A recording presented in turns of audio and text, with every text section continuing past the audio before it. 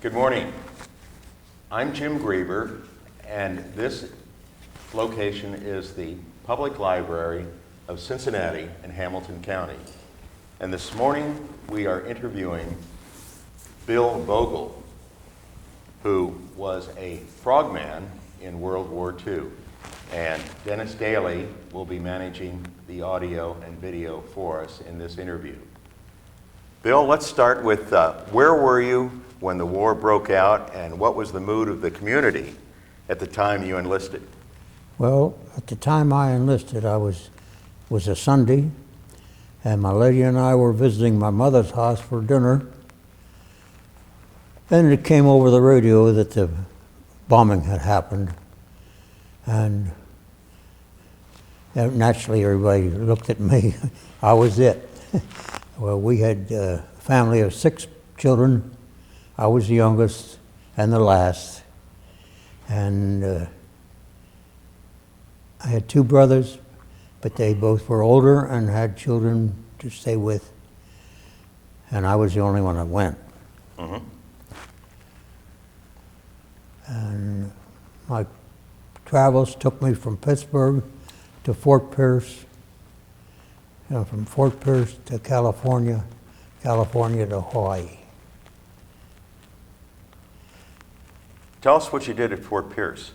Fort Pierce was basic training where we learned just about all we were going to learn, I guess. It was the job we were sent for started with a postcard on a bulletin board in Fort Pierce. Someone had written on there that we are looking for men to volunteer for an organization that will do some jobs that have not been done before. And we will try to do them, and you probably will not come back. That was the way we started. From there on, we went into different places and did all kinds of things with the same idea in our head. It was a 50% chance that we would not come back. And we were fortunate enough to come home with having had less than 5% casualties and injuries. It was remarkable. What were some of those things you did in basic training? In basic training, we learned about dynamite. We learned about explosives. And I assure you, my class in explosives, I sat in a classroom across from a teacher at a desk, an instructor, I guess you called him, but he sat there and he tossed me a block of TNT. And I assure you, I've caught baseballs and footballs, but I never missed that one, because that was the first one I had ever seen in my life coming through the air, and I caught it. And of course, the smart young gentleman, he took it back and sat there and beat it into powder with a hammer, and nothing could happen to it. I knew nothing about it. I had never seen explosives. I was a machinist. I was a dummy. But it was something. The powder itself has to be started into bursting by a fire or explosive. And they had caps, blasting caps, the same as a miner uses to blast coal. Uh-huh. We carried them. They were like a 22 cartridge, blank cartridge, about 1.5 or 2 inches long. You stuck a fuse in one end of them, you stuck the other end in the explosive, and when you lit the fuse, it spit sparks into the thing, and that caused it to explode, and it exploded and burst the block. And that was when it happened. That was a detonator? That was the detonator. Now, when you went into the Navy, you had been a machinist as a civilian career, is that right? And when you went into the Navy, they classified you as a machinist mate? Second class. Second class, thank you. I was Seabees. Seabees? Yes, sir. And when did you get the formal designation of Frogman, or underwater demolition team? Machinist mate, second class. Your craft, whatever you had, is what you were given as a job to do in the service. Mm-hmm. And I thought I'd be doing that job. But when I saw this card on a bulletin board, I said, well, I came here to do a job. I'll take it. And I went. And I was married 6 years when I went, and after a while I thought I shouldn't even go, because if I'm kind of going to come back, that wouldn't be nice to do to my pal. So at the time when you went in the service was 26. 26. I was Married one of for the 6 old years. men, and you try keeping up with a bunch of 20-year-olds. What was your wife's opinion of this decision? She didn't know any more than I did. In fact, she didn't know I had done that. No one knew that I did that but me. Because when I had gone to the service, I never saw anybody again, or after that, hardly. I had a small leave, short leave when I first got in, and when I went to Fort Pierce. But after that, after we did Saipan, we come back to Maui. But before we left Maui, Hawaii, they showed us when we arrived at the camp that the mountain over there, that's America. That's not your home. And the mountain here, that's Maui. That's not your home. Your home's down there in that thing. And that thing was a World War I destroyer sitting down there on a little dock. We went aboard that, and ultimately were aboard 4 different ones that were taken out from us or away from us for various reasons, where the ship was moved for a different reason, for having had problems of its own. This, Bill, this original roster called UDT number 7, May 1944, identifies approximately 15 officers and approximately 50 enlisted personnel. Well, we were counted like, I think we counted ourselves as 94 when we went, and that was it. But there were other teams all around. They were forming.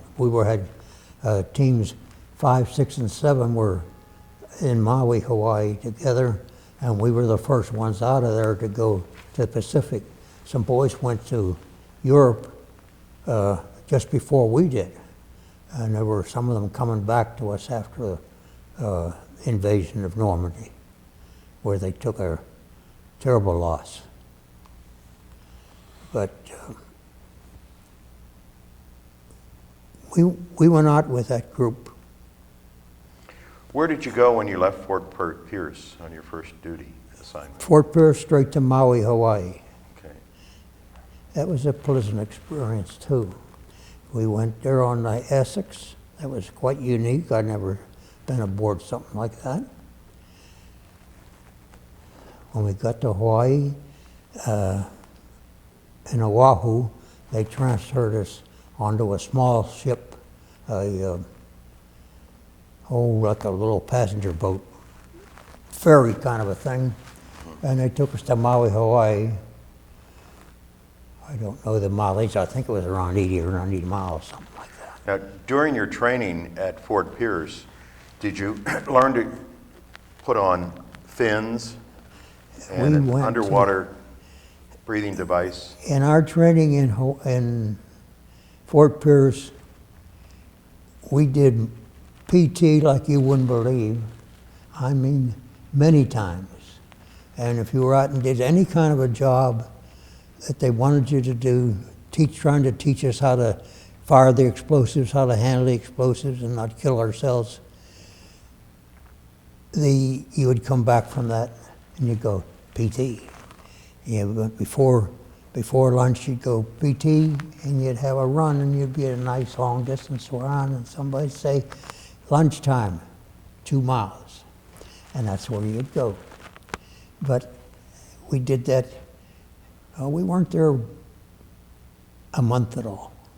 Not a month. Oh. I mean, at the time we learned all about explosives, all about the firing mechanism, all about, what do you call them, safety valve, explosions tricky stuff that goes off. And we learned all about all those things in less than 3 weeks' time. And we learned all about karate and everything. It was fun. Did any of your associates fail the course and were Many kicked? failed. Many failed. If you stopped for anything, they pick up your gear. You were done. It seemed nasty, But I think the job that they had was to make you nasty, because what we were going to do was nasty. And we had to fit the chore. But it was something different. And as it progressed, it changed. Everything changed because we didn't know what we were going to do. Didn't know what we were to do.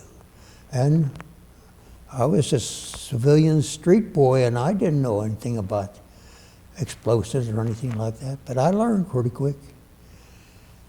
And when we went, before we left Hawaii, we learned how to do a reconnaissance. And our reconnaissance was something important. Prior to us being involved at all, before they got the conception to do this thing, we had had invasions in Tulagi, and the different islands earlier in the Pacific before Saipan. And it was terrible that you thought for a minute, when you look back and explain what happened to us, that the information that they had about where we were going on those beaches was not complete. The aerial photographs could not be understood properly. They went into the beaches with the idea that the barrier reef was there. On top of the barrier reef there was growth and different things. Some aerial photographs were depicted as being grass. When we got there, we discovered that the barrier reef was as sheer as these walls right here. And they would drop off from a sheer step off of 1 foot down to anywhere of 100 feet or more, straight down. And that was the way it was. It's like someone said, I don't know, that they poked up out of the bottom of the earth, and that's how the islands were formed. I don't know, a volcano or something. But howsoever, that condition, and on top of the reef, it was not grass, it was coral. A little coral that grew, it looked just like the antlers of a deer. And it grew about 6 to 10 inches high. And it was as big as around as your fingers. And it was dense.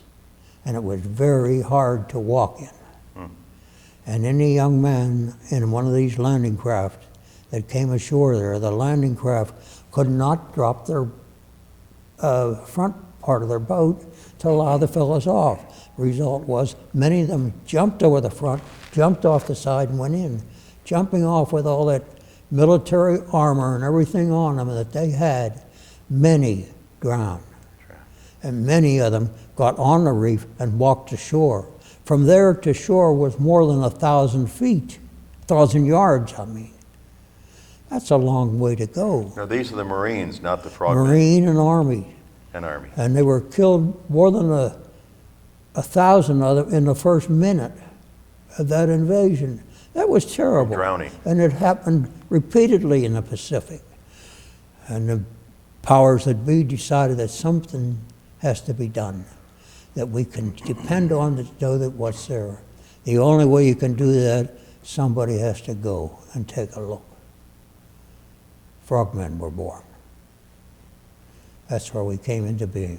That was the reconnaissance mission. That was our basic thing that we did. We did lots of things, but that was one of the worst things we did. You went in, a landing craft hauled a group of you, and the idea was to go down and parallel the beach and go back past the beach. And when they come back past the beach, we were in the boat, wooden boat, big safety thing, 1/4-inch wall, plywood. That's what it was built out of. No metal or anything, even the guns were metal, that's all. But you had a rubber boat tied on the one side of it, the seaward side, and a man standing in it. And you would jump in a rubber boat. When the landing craft turned and paralleled the beach and came across, you would jump into the rubber boat and fall out of it into the ocean on the seaward side, supposedly not being seen. And it continued on down the road. And as it progressed, each one of us fell out of the boat, and we had a string of men going parallel to the beach, and the object was to go into the beach as far as we could go. And one of the pictures will show you how close we got to the beach. And we were under severe fire, a constant time, small arms fire, and machine guns, and mortar fire. Personally, many of us were blown out of the water. I was blown out of the water more than one time, more than 3 times, I guess. And it was quite a experience. Mortar shell goes off under you, and that threw you clean up here a couple feet. And that was one of the things that said 50% was not so good, but we were lucky. I was lucky. So the Japanese defenders on the islands could see you being dropped off? No, but they saw us in the water. They thought they saw us in the water, and they were shooting at us. Some of them ran down to the water's edge. There's one picture among the things there that shows you how close we got to the beach. And it was an experience that you don't find anywhere. Or Were these most all places. nighttime operations? Sir? All nighttime operations? No, sir. Broad daylight. Broad daylight, not one. Anyhow, it's this paper. I'm sorry. But, no, you were swimming in toward the beach. We had dropped off a float in the water. They immediately shot out of the water, so it was no good to us. But you had to learn in advance. We were taught this one trick, that you line up 2 trees on the beach or something to keep you on a straight line. And that was your line. And you had there to sometimes 20 yards, sometimes 100 yards between you and the next man. What you did was swim across that area and determine what you could see. You could see on the beach, you could see pillboxes, you could see men running up to the shore and shooting and all this sort of thing. Lots of rifle fire. And you could see mines in the water, and they had scullies, tetrahedrons, and other things. These were forms of logs bundled together and tied and set in a low surf with mines hung on them, with the idea that tanks would hit them and that would be the end of the tank.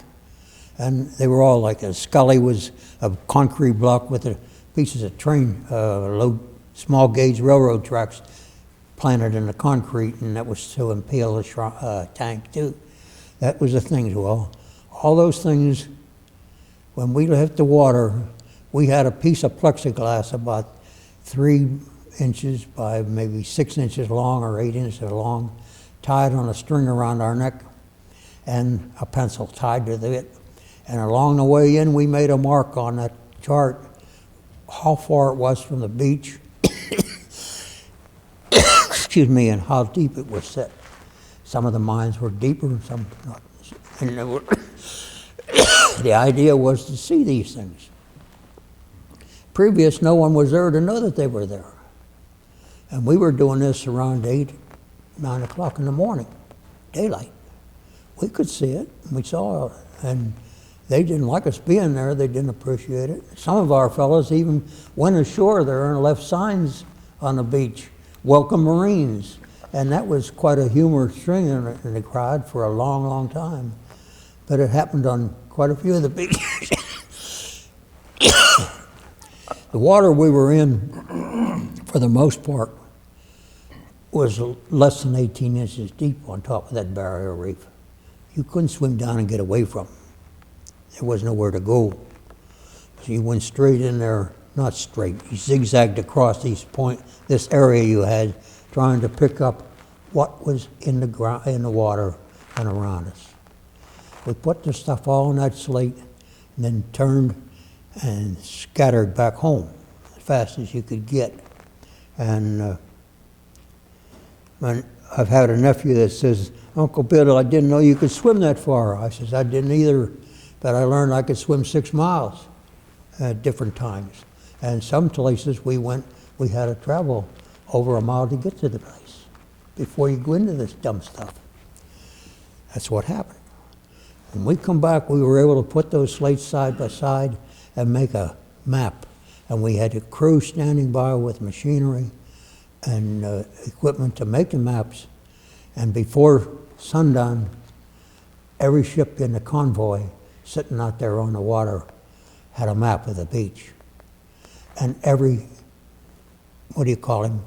ship that was sent there to destroy were firing on that stuff. And we went back at dark into the same spots, and everything that we could put our hands on, we blew apart.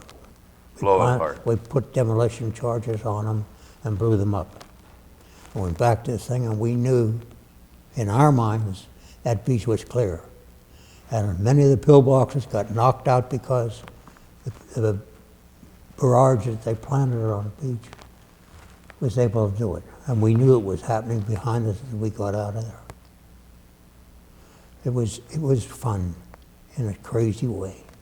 Silly, you did some dumb things. Airplanes would fly over us, and I'd swear by God somebody was shooting at me because it was making splashes all across in front of my face. But that was the shells being interjected by that airplane up there, and I didn't know that. But when they hit the water, it sounded like a bullet and scared me. But some of our men gathered the bullets. When your bullet hits the water, it only travels a short distance, and they could catch them. They'd bring them back. They brought $5 for a souvenir from everybody else. Lots of boys never got on the beach when I was sailors, but they'd buy just about all that stuff. So that's what a reconnaissance amounted to. Can you recall those beaches you did the reconnaissance missions on? Well, they were given colors for names: yellow, white, blue, red, that sort of thing. Not each necessarily place it changed. And Tulagi or Tinian or Saipan. well, Tulagi we didn't do. That was one of the ones where they got slaughtered on. The worst one that they had was, fuss. I'm sorry, my memory sort of runs away. It was just before Saipan was a very bad one. Tarawa. That was terrible. I understand the casualties ran up to a couple thousand. Mm-hmm. And that's the first few minutes, mind you, not 10 days, minutes. It was just a slaughter. How many days before an invasion would you generally do these recon missions? My claims to being in the war was simply this: I was in on every island that was part of the invasion before D-Day. At least one day, some days as much as 20 days. Some beaches, sometimes more than once on the beaches. Up on the beaches, walking around, in many cases. That was our job. And whenever we did that and come back, I can look back now and see that the damage control was very much controlled compared to previous operations. And I was part of that, and that was great. And those beaches again, Bill, were Tarawa, Saipan, Tinian, Peleliu, Okinawa, and Tsukushima. That's the 5 that I was in. Many other islands I was aboard, but many islands were not inhabited at all. But you did reconnaissance on those islands? Sometimes, as well. Yes. Okay. And then it decided there was no point in bothering with it. They were a long time. Saipan and Tinian were only 3 miles apart, but we did Saipan, and it was weeks before we went to Tinian because they just couldn't make up their mind. And Tinian is the island that we secured to put the base there to deliver the bombs. Tinian. From there, yeah, that was the airport where they had. Every place had a base, had a airstrip. They had built it just like ours. I don't know what they called their infantry or what, but ours were called the construction battalions, the CBs. You mentioned earlier that you only had about a 5% That's fatality rate from That's this. about all we had. Well, you see, this paper Pretty low. shows replacements for many, many different reasons, young man changed. So I think the records will show that of the 94 of us that went to sea, I think there was only 36 came back, original. Different reasons. Some wounded, some, well, one boy was killed. That was not actually in there, that was in we got a bombardment from shore. We think we took some 40-some hits on that destroyer. Destroyers were World War I ships. They were very small. They were very inaccurate. They had 4 boilers aboard each ship, and they took out the 2 forward boilers and made a troop compartment. And that's where we lived on that ship, in that compartment. It was very nice. When you walked in, the deck was 3 foot deep with Tetratol. That was the high explosives that we used. We walked on it all the way from and back. That was there. One picture you see among my things there with a big splash on it, that was one of the jobs we were called on to do after a D-Day situation on Peleliu. That's the big one. That's over 100 ton of explosives being fired at one time. Tons I'm talking about. That's what we walked on. There's another picture there shows the fellas tossing it back and forth from one boat to another where they traded ammunition. You were going somewhere and the others were not. The ammunition were blocks of Tetratol, which is a high explosive. And it was about 2.5 inches square and about 1 foot long. And there were 8 of them in a pack. And they were put in a haversack, nice, beautiful haversacks. Fit them real good and all that stuff. But we would take, somewhere they came along with some balloons that were made of some fabric that were flat, that would just fit in one side of those bags, and you would inflate them, and it would float the bag. And each man would go with about 8 or 10 of them trailing on a string behind him or from his neck. And that's what he carried ashore. As fast as you could get in there and give it to a crew that was working on the explosive, go back and get another one. And keep working until you got them all in there. The stuff was brought in by a boat so far, then in a rubber boat to us. And then it was like an old ant parade. The parade had to be done, but that's the way it had to be done. It was the first time we did things. Would the defending forces be firing on you at the time you were doing this? At night, we hoped to be secretive, that we didn't know we were there. Everything was done as quiet as we could do it, except for the big bang when it went off. Now, it was quite unique to see the whole thing. You put it together knowing what we had practiced with at Fort Pierce about how to blow up a scully and whatnot, how much it would take and so on. Then we'd go back aboard ship and take so many packs, and we'd arm them, put on a safety fuse and put on a firing cap. And I'll tell you, we used more condoms in the war than you can ever dream the war had. But you use a condom for lots of things. First, you put your cigarettes in it and tie them on your belt. Then you put grease paint in them. But then you have a little starter, it's called.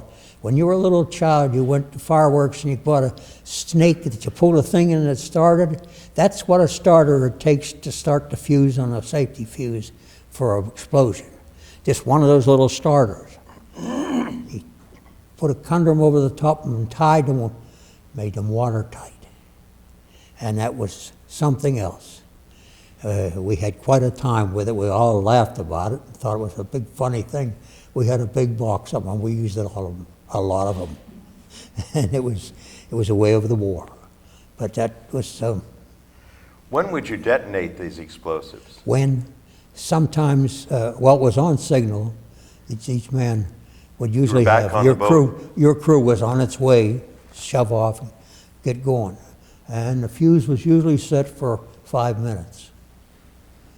And that's 5 minutes. That's not long. That's not long. But you're supposedly out on the street. Now, we had a piece of cord, they called it, very much like the clothesline your mother used at home. That had explosives inside of it. And we put one of these fuse caps in the end of that cord and started it. And explosion in that cord followed the length of the rope to the explosives, no matter how far as we laid it.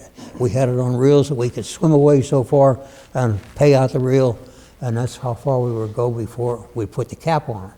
And when you fired it there, that thing fired at the rate of, I think it was something like 3,600 feet a second. Like so. And that would set off them all. You tied them, had to be a square knot. If you could put tied a granny knot in there, they didn't explode. The fire followed the string, and if you had it crooked, it went over here, and if you had a square knot, they were side by side, and one lit the other. And that's the way it fired. And we'd tie all the scullies and stuff together on a string of primer cord, and back here, way back, you'd fire it, and they all went at once. How many of these tetratol charges did it take to blow up a Scully? About 8 or more. 8? Oh, yeah. A solid block of concrete, 4 more feet square. Was that the most common? That's the most hard. That was the hardest thing that they put together. They had framework like you would have steel work behind a billboard along the highway. Well, they had that kind of stuff rigged in the water to impale a tank on that. They had all kinds of goofy stuff. Piles of wood with stones and mines set in them. Picture in some of my things there of one of the mines that we got acquainted with. And Peleliu had a terrific amount of mines on it. On the top of the reef, just scattered for the tanks to run over. And we had to collect them and carry them off the edge of the reef and drop them. When they went down the bottom, they would burst. They had 2 horns sticking out the top of them. They were hemispherical, and like a half a ball sitting out there. They weighed about 20 pounds or more. 2 horns stuck out of the top of them. They were made out of lead shield with a glass vial inside of it filled with acid. That if a tank ran over the lead, it broke the glass, the acid fired the bomb, the mine. That's how it worked. These are some obstacles that you were never trained on back at Fort Pierce. No. So you had to... We were told about it, and that's the best we got. Time was of an essence with us. They moved us out as fast as they could get us out for Saipan. When we left Hawaii, we were on our way. We were straight out there on it and did our job before the time started. Saipan was D-1. 1 day. Some others were Peleliu, we were on it several times. Other ones, some of them we didn't invade, we were on many times. So it was the idea of getting in there, take a look, and get out. Different things happened, lots of things happened that were equally exciting. There were endless, constant fire from the beach when we started in on one. They would somehow knew, and somewhere along the line after we were in there a while, or had done a couple, we got fins. We did not have fins before. Fins came late. We wore a tennis shoe that went above your ankle, and it was made out of canvas and had a canvas sole on the bottom of it, like a blowout patch you used to put in your car for a patch on your blowout for a flat tire. That's what the soles were like. And when you climbed around Coral Reef was nothing but flowers. Beautiful, beautiful flowers. When you could see coral alive, it was one of the most beautiful things we could see in the war. It was pretty as anything we have in America that showed down there. The sea is beautiful. And the flowers were petrified. And when they were petrified, the petal edges were sharp as a razor. And if you touched them, you had a cut. And if you had a cut, you had an infection. It came with it. And these things ate those rubber shoes up like mad. And the fins came, and we wore fins. Some fellows would carry them on their belt in the back and put them on coming home, and just go in and do their work without them. And some would different. Everybody did things their own way. Did you have an underwater breathing device? There was no such a thing when we were there. Snorkel? We had a mask, just a mask on, no snorkels. There was no snorkel either. Remember, that started after we come back. Everything that you see in diving in the diving shops around the countryside. When you say after you came back, you mean after World War? After we came home, after the war. After the war. Our group came home, and we weren't harmed long. We were disbanded because we were not needed. Some men transferred into other things. I transferred home as fast as I could get there. But it was, I feel, whenever I told myself in the beginning I came to do a job and what they wanted, it was asking a lot, I thought. You mentioned you went as far as 6 miles. One time. In the Pacific Ocean. Yes. And the sea states were what you experienced there? No, that was all just moving around. When we left Maui and went through these 5 operations, after Saipan we went back to Maui a few days. In that interim, we took on some supplies and some things that we thought we needed, and I was able to get a kit made up of some small tools, hand tools. And I was gifted in this craft business back then, and I was able to start some other fellows on it. And we made, collected shells and cat eyes on the beach, and we made jewelry and things on board ship. It gave us something to do. Because, as I show you on one picture, the pastime was either basketball, volleyball, or chess or checkers. That was it, and read a book. And anything you got for newspaper, they were months old when you got them. Mail was months old. Mail came to us sometimes in a bucket full. You get a whole mess because no one knew who we were or where we were. I mean it, the Navy didn't know about us. No one knew about us. And that was the idea. Until now, it's being told what we were supposed to do. People knew that I was a frogman when I got home, but they didn't know what frogman was. And nobody would believe you when you told a story. And I think my lovely lady asked me one time if, didn't you do anything but sports and drink beer? I says, that's all I did, honey. That's all you need to know. And that's all I told her. And her name was? Betty. Betty. How did you communicate to Betty? I wrote letters. I wrote to Betty. I tried to be smart and tell her something about things. And she'd get letters that looked like a piece of Swiss cheese. They cut out everything I'd write. And they were the officers that were in charge of us. The same guys that had to swim with me tomorrow. I didn't have any fuss about that, but that's what the job was. But I tried. I told her that if I send a letter to your dad or to my dad, it'll tell you I'm moving. That's all I can tell you. And that's what I did. when I'd send her dad a letter or my dad a letter, why, they'd immediately call her and tell her he's on the move. Well, my thought was they could watch the newspaper and see what was happening maybe and know where I was. But they didn't know where I was ever.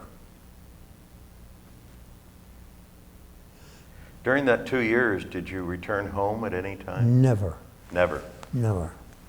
And you got shore leave, I guess, in Hawaii or Maui? We had a short leave in Hawaii that was quite something. We had one of the fellows in the team was in a crap game, and he won pretty good in the crap game, and he says, let's go over to the island of Hawaii, which we did.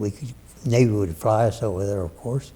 And we went over there, he and I, and some of the others went on their own, but he had won enough in the crap game that I'll pay for everything. So I took him up on it, and we went. We had a room in a hotel for a couple of days. We rented a car, and I got a Hawaii license, and we drove all over that island. We saw some beautiful things. We saw the Thurston Lava too, which has since been lost in one of their hurricanes. The lava has completely embedded in the bottom. It's gone. And we walked through that, and that was something different. And my wife and I went back. I said, I can't take you there, honey, because you don't swim that good. You couldn't get down there if you wanted to, but it's not there. But that was it. And no leave. We didn't get back to the States. Well, we couldn't talk to anyone. We couldn't talk to people on the railroad stations. We traveled from Fort Pierce to California on a train that we were on board the train, locked in the cars. The window blinds were pulled. The doors were sealed shut all the way to California. When we stopped, we stopped in railroad stations outside and walked from the outside in the back door of the restaurants in the railroad stations, and were fed in there and walked back out the same direction. We passed men like, we used to say, there's my dad standing around there. He was working on a railroad too at that time. And I could say, there's my dad over there. Well, lots of guys, they were great. They all had their hand out, and they would take any letters that anybody wanted to hand them, and they would mail them sometime during the night. They'd get mailed, and it was nice. These were all 94 members of Underwater Demolition Team number 7, traveling together. 7. Anywhere you read in the paperwork or that other little story about me, I think Tom didn't send them to you, but this is one of these papers I wanted to show you here, but I can't seem to find it. There's another newspaper. This might be where it is. However, these are stories about what we did, and there were many of these papers written during the war by young men that were our yeomen that took care of our paperwork all the time, and they alongside they kept notes and made stories and wrote them, and they were turned loose to the public. And we had things from, we'd accumulate in the different kinds of mail and have beautiful pictures of girls. Of course, you see, that's part of the life. We had to have that. We had this picture that I cannot find is another little paper like that one. Separate paper, not a newspaper. Not a newspaper? No, it's an Army paper, I think, or Navy. Should be 2 of these there. I've only got 1. Anyhow, the the stuff that we did, we accumulated by these letters that they would write or get from people at home and try to write around them, tell them what we were doing, but we couldn't talk to anyone about it. Bill, maybe you could just go through this photo album and tell us who those people were and pictures of my what lady, importance they had in your life. And this is what she put together out of my book. This is some of my crew members right here, and this is our whole team. It was fun to go with these people and do things. I learned different people. This is my particular crew. Everybody had a nickname. We were the Floating Dutchman. All 5 of us, or 6 of us, counting our officer, were all German descent. And it was a bunch of Krauts is what we were. And this is some of the pictures we put together. Now, that camera that they found for us to use, it was not applicable anywhere. So this is the kind of stuff we did with it. But our people, two fellows in here, handled the camera, but they would go to CB units or large ships and go aboard and beg equipment. And they could get enough paperwork and chemicals to do their own processing.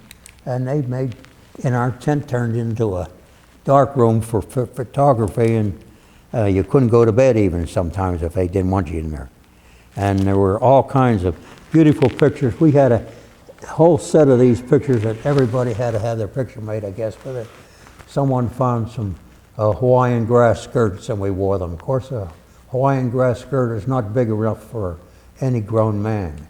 They only go halfway around, and it was a barrel of fun, fellas, getting them made, and had to send them home sometime. But that's the kind of stuff that was in here. But we have one picture I showed you about our beautiful South Sea Island ladies, the bridge club we called them. That was something to see. It was pictures of natives, and they were not too well dressed, but just many stories in the war about how different people had ideas about it. There were different young men that became This church small members. photo This is what we call our bridge club. This is a group of about 5 ladies here, and they're only half dressed. Do you recall what island that was, or? No, that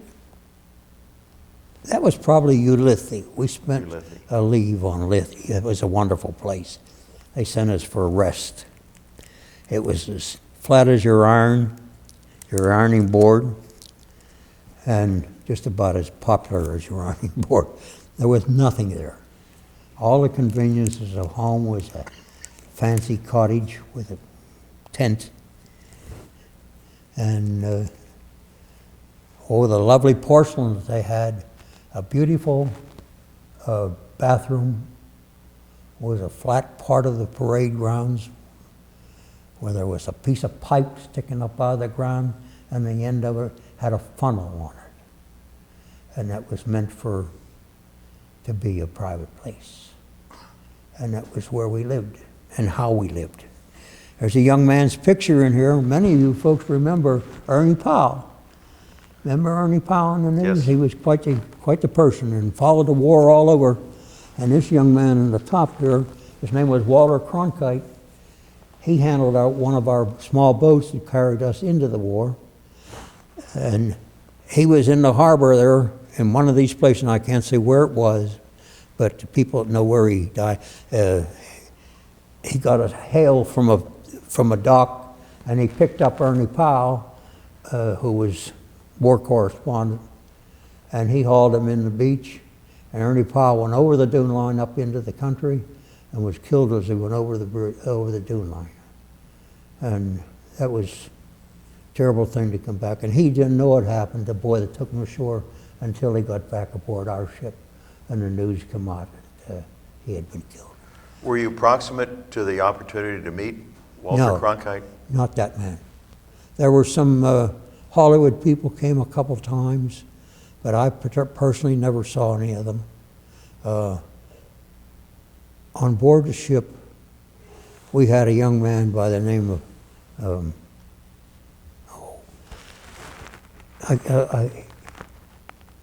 we had him ashore and he was going to perform for us, but he never did. And I'm trying to say his name and can't. But he was a pianist. And fact is, when he was, I have to tell you his name because I can't say anything about the man without mentioning his name. And I can't say it. But he was popular, very popular, and he was out there touring, but he had a job on board one of the destroyers as something, I don't know what, but he did nothing. But I'm sorry, I just can't say it. Maybe I'll think of it.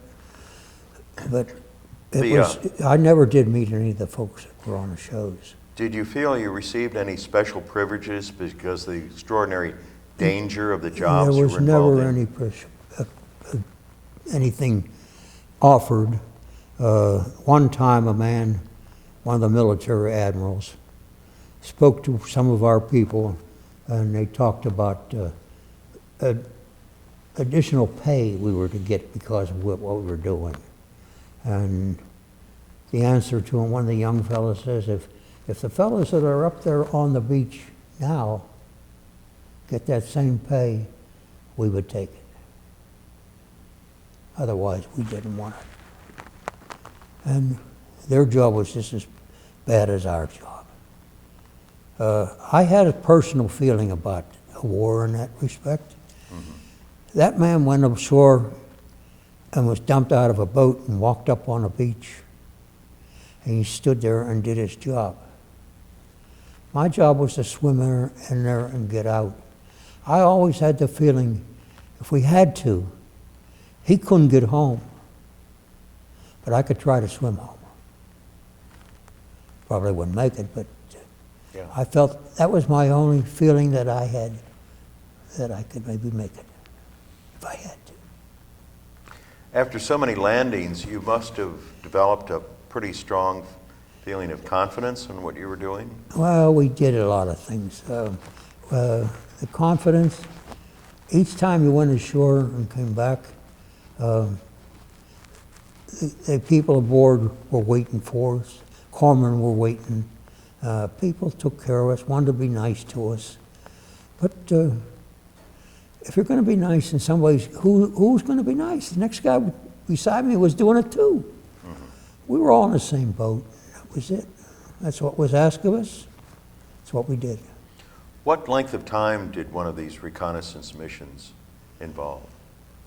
Oh, could be up to an hour sometimes. I don't know. Never timed them. They issued us watches. The watches were very good.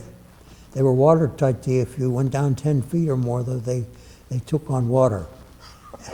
And I had a job of taking them when I got aboard ship. I'd take them up, open them up, and hang them in the updraft on the ship where the heat from the motors went out, and they would dry them out, and you could use them again.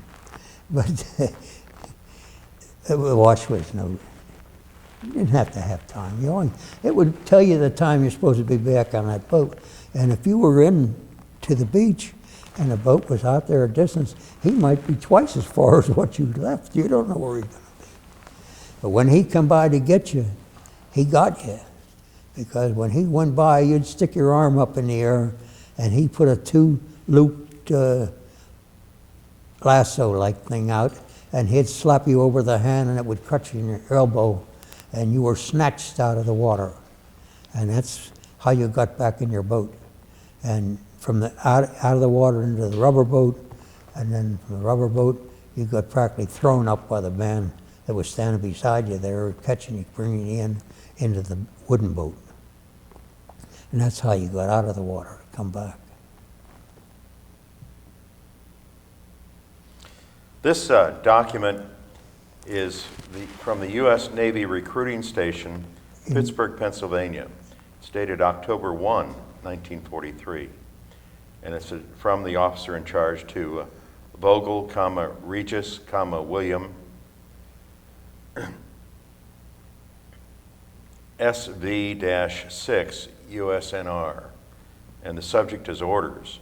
And it says, you're hereby ordered to active duty without pay to proceed to your locality of Local Board 12 at Pittsburgh, Pennsylvania. And it says that it is understood that your address while on inactive duty will be 6617 Lyric Street, Pittsburgh, Pennsylvania. And it follows that you are hereby recalled to active duty at 8 a.m. on October the 8th, 7 days later, with full pay and allowances, and directed to report to the Navy Recruiting Station, Old Post Office Building, Pittsburgh, Pennsylvania. That's signed by E.B. Keckler, Lieutenant Commander, D-V, Parent S, closed parent, United States Naval Reserve. Could you tell us about that incident? Do you recall any of the Well, details? that's when we went to get, when I went to be sworn into the Navy, after I had volunteered. That's the way it was handled. I went first to the draft board, and I had to tell them that I was going, and that I couldn't, they'd drop me from the draft board, and I'd be in the Navy. And then can you the other relate to second time was whenever I was latched onto. when were you released from active duty? After the bomb was dropped, or? Oh yes, after the bomb was dropped. We were in, I think we were in Ulithi for arrest whenever the bomb was dropped. Was that a surprise to you completely? The bomb? Oh yes, we knew nothing of it.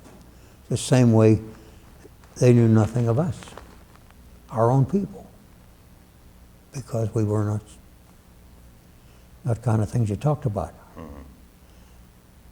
But it proved that what we did was worth it. Had you had any premonitions about possible plans to invade Japan? Yes. Can you tell us about those? Well, I never went to Japan, but after we after Tsukushima, we got sent back to the States. But then we went on leave, and while we were on leave, they come out with a program of points to get discharged. And I had to wait 1 month, and then I had enough points to scatter, and I was one of the first in the group to run. I had enough of it. I had enough of the war, but I had enough of being away from home. I wanted to be home. What were your thoughts with your associates about the probability of invading Japan? Well, we all thought it would happen, but after the peace was signed with them, our ship, or our team, went to Japan. I didn't go. I was not aboard. I had left and come home.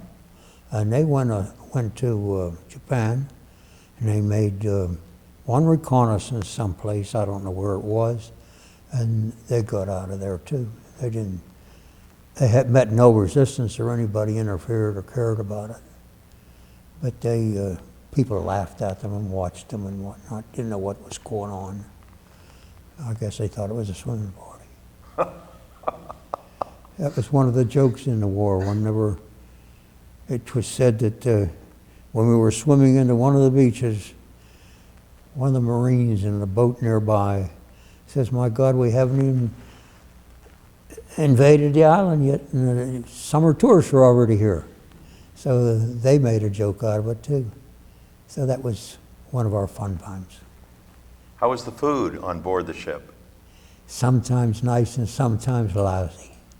We were fed on board the ship, on the deck, the weather deck.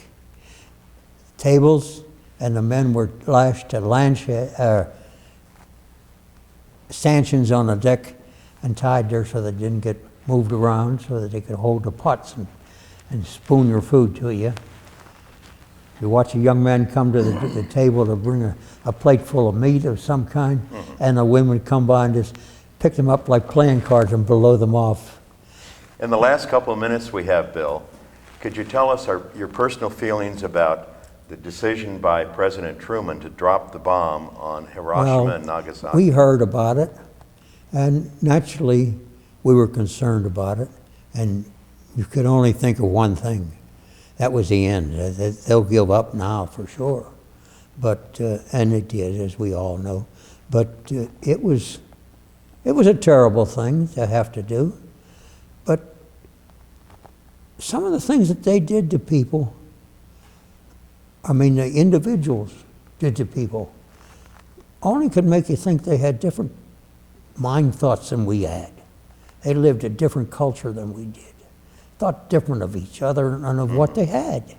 Now today they've got everything.